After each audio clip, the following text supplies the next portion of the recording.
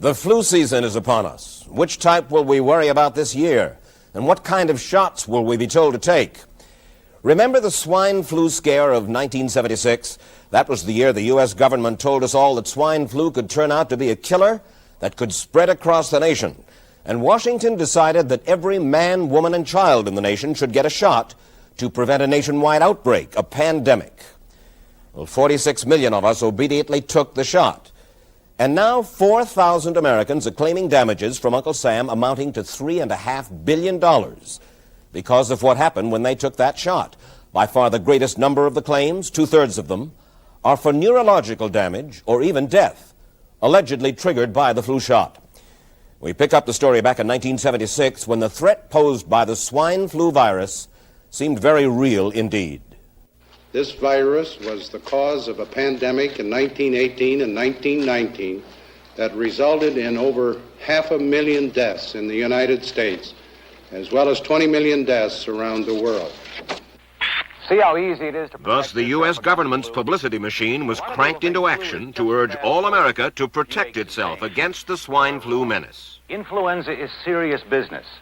During major flu epidemics, millions of people are sick and thousands die. Well, this year you can get protection. The vaccines are safe, easy to take, and they can protect you against flu. So roll up your sleeve. Protect yourself.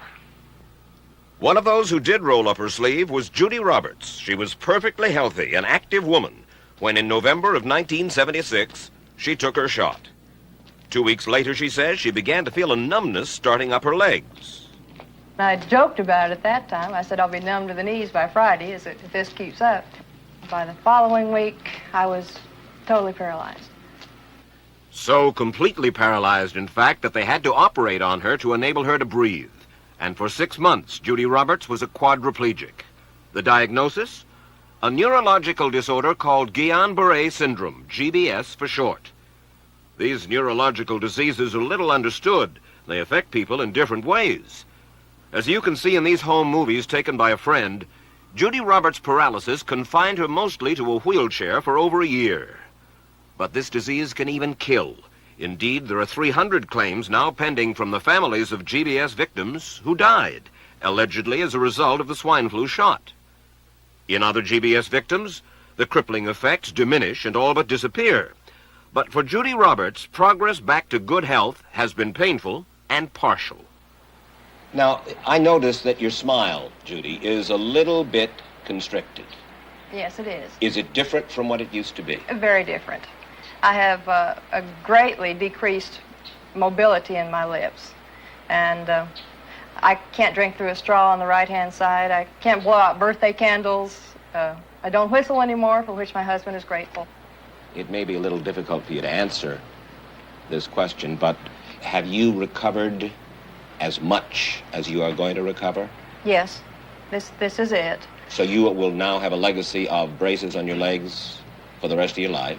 Yes, the weakness in my hands will stay, and the leg braces will stay.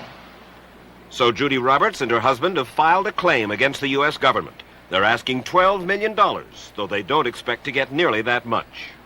Judy, why did you take the flu shot? I'd never taken any other flu shots, but I felt like this was going to be a major epidemic. And the only way to prevent a major epidemic of a really deadly variety of flu was for everybody to be immunized. Where did this so-called deadly variety of flu, where did it first hit back in 1976? It began right here at Fort Dix in New Jersey in January of that year when a number of recruits began to complain of respiratory ailments, something like the common cold. An Army doctor here sent samples of their throat cultures to the New Jersey Public Health Lab to find out just what kind of bug was going around here. One of those samples was from a Private David Lewis who had left his sickbed to go on a forced march. Private Lewis had collapsed on that march, and his sergeant had revived him by mouth-to-mouth resuscitation. But the sergeant showed no signs of illness. A few days later, Private Lewis died.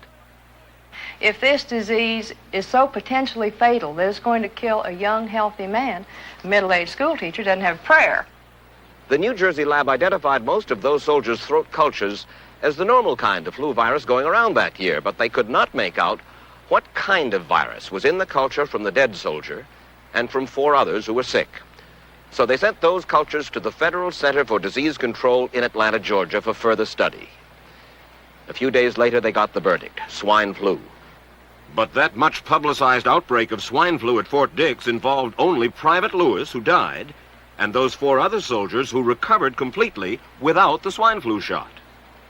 If I had known at that time that the boy had been in a sick bed, got up, went out on a forced march, and then collapsed and died, I would never have taken the shot. The rationale for our recommendation was not on the basis of the death of a single individual, but it was on the basis that when we do see a change in the characteristics of the influenza virus, it is a massive public health problem in this country. Dr. David Senser, then head of the CDC, the Center for Disease Control in Atlanta, is now in private industry. He devised the swine flu program, and he pushed it. You began to give flu shots to the American people in October of '76. October 1st. By that time, how many cases of swine flu around the world had been reported? There had been several reported, but none confirmed. There had been cases in Australia that were reported by the press, by the news media. There were cases in... None confirmed. Did you ever uncover any other outbreaks of swine flu anywhere in the world? No. Now, nearly everyone was to receive the shot in a public health facility where a doctor might not be present. Therefore, it was up to the CDC to come up with some kind of official consent form, giving the public all the information it needed about the swine flu shot.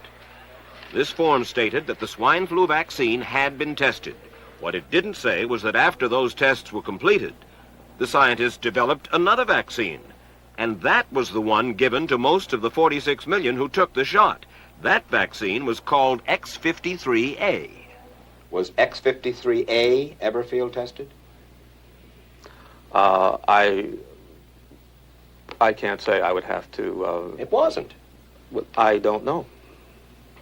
Well, I would think that you're in charge of the program.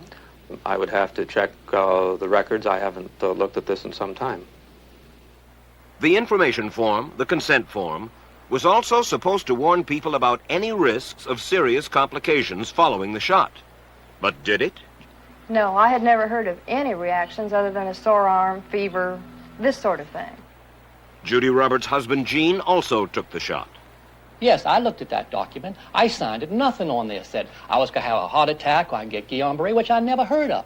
What if people from the government, from the Center for Disease Control,